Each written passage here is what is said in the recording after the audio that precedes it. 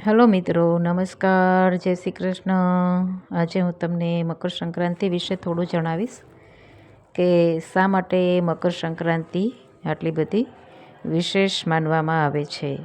Generally મકર સંક્રાંતિનું નામ પડે એટલે તો પતંગો ચગાવીને મોજ મસ્તી, જનરલી આ ટાઈપના દ્રશ્યો આપણી સામે આવે.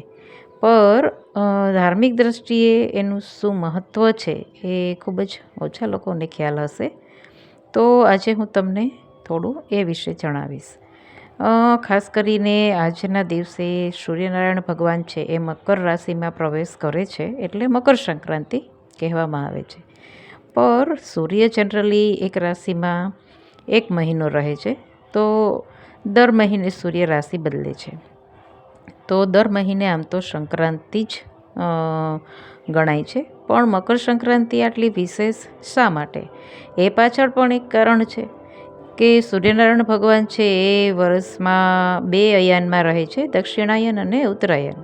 એટલે કે ભગવાન સૂર્યનારાયણ જે છે એ 6 મહિના દક્ષિણાયનમાં અને 6 મહિના ઉત્તરાયણમાં. અને દક્ષિણાયન જે છે એ દેવતાઓની રાત્રિ માનવામાં આવે છે અને ઉત્તરાયણને દેવતાનો દિવસ. તો આજના દિવસે જ્યારે સૂર્યનારાયણ ભગવાન મકર રાશિમાં પ્રવેશે છે તો ઉત્તરાયણની શરૂઆત થાય છે, એટલે કે દેવતાઓના દિવસનો શુભારંભ. તો આ રીતે મકર સંક્રાંતિનું જે મહત્ત્વ છે એ અતિ વિશેષ બની રહે છે. તો બીજું એક એ પણ કારણ છે કે આજના દિવસે રાજા ભગીરથે પોતાના પૂર્વજોને મોક્ષ અપાવવા માટે મા ગંગાનું અવતરણ જે છે એ પૃથ્વી પર કરાવ્યું હતું. તો ગંગા સ્નાનનું મહત્ત્વ પણ આજના દિવસે ખૂબ જ છે. જો લાઈફમાં એક વખત મોકો મળે આ દિવસે તો અચૂકથી ગંગા સ્નાન કરવું. અને મહાભારતના એક પર્વમાં એમ પણ બતાવવામાં આવ્યું છે કે ભીષ્મ પિતામહે આ દિવસની રાહ જોઈ હતી પોતાના મૃત્યુ માટે. જોકે ભીષ્મ પિતામહને ઈચ્છા મૃત્યુનું વરદાન મળ્યું હોવા છતાં પણ બાણશૈયાઓની વેદના વેઠી અને આ દિવસની રાહ જોઈતી પોતાના મૃત્યુ માટે.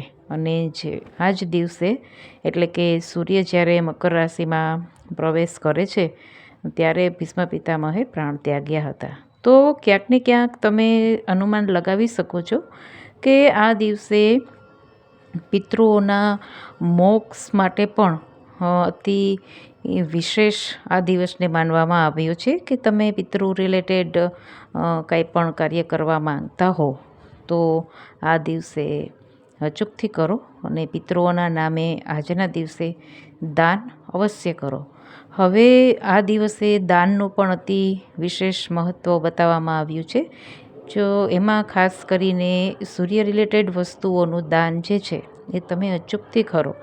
તો આજના દિવસે તલ છે, તલની બનાવટો, ગોળની બનાવટો અને ઘઉં છે અને ત્રાંબાના વાસણો, ખાસ કરીને ત્રાંબાના વાસણો મંદિરમાં છે, લોટો છે, પૂજાના વાસણો છે, એમનું પણ તમે દાન આપી શકો. અને બીજું એ કે આજે આપણે અહીંયા તો ગાયોને ઘાસચારો નાખવાનું મહત્ત્વ છે, પણ આજના દિવસે તમે ગાયોને ગોળ જે છે એ અચૂકથી ખવડાવો. હવે બીજી એક વાત કે આ દિવસે ગાયત્રી મંત્રનું પણ અતિ વિશેષ મહત્ત્વ બતાવવામાં આવ્યું છે કે આજના દિવસે તમે બની શકે તો 11-21 વખત અથવા તો એક માળા જો ટાઈમ હોય તો ગાયત્રી મંત્ર અચૂકથી કરો. કેમ કે ગાયત્રી મંત્ર જે છે એ સર્વ પાપ હરનારો મંત્ર છે અને ગાયત્રી મંત્રના અધિષ્ઠાતા દેવ જે છે એ ભગવાન સૂર્યનારાયણ છે. તો આ રીતે ગાયત્રી મંત્રનું પણ અતિ વિશેષ મહત્ત્વ આ રીતે બતાવવામાં આવ્યું છે. અને જે લોકો રેગ્યુલર ઘરમાં હવન કરે છે તો એ લોકો આજના દિવસે ગાયત્રી મંત્ર સાથે એક આહુતિઓ તલની આપે, ખાસ કરીને રાતા તલની. તો આ જે યજ્ઞનું ફળ છે એ 10 ગણું તમને મળશે. અને બીજું એ કે આ દિવસે ગંગા સ્નાન કરવા તો બધા માટે પોસિબલ નથી કે બધા ગંગા સ્નાન કરવા જઈ શકે. તો ઘરે જ તમે લોકો બાલડીમાં પહેલાં થોડું ગંગાજળ નાખી અને પછી પાણી ઉમેરો. બાલદી ભરી અને પછી ગંગાજળ નાખશો તો એ ગંગાજળ નહીં કહેવાય. એટલે સૌપ્રથમ બાલદીમાં તમે થોડું ગંગાજળ નાખો અને પછી એનાથી સ્નાન કરો. એટલે એ ગંગા સ્નાન બરાબર જ એનું મહત્ત્વ બની રહે છે. અને આજના દિવસે ઘરની અંદર ગંગા જળનો છંટકાવ અચૂકથી કરો. અને જો કોઈ વૃદ્ધ છે, અશક્ત છે શારીરિક રીતે, કે જેઓ સ્નાન નથી કરી શકતા, એ લોકોને પણ ગંગાજળનો છંટકાવ અચૂકથી કરો.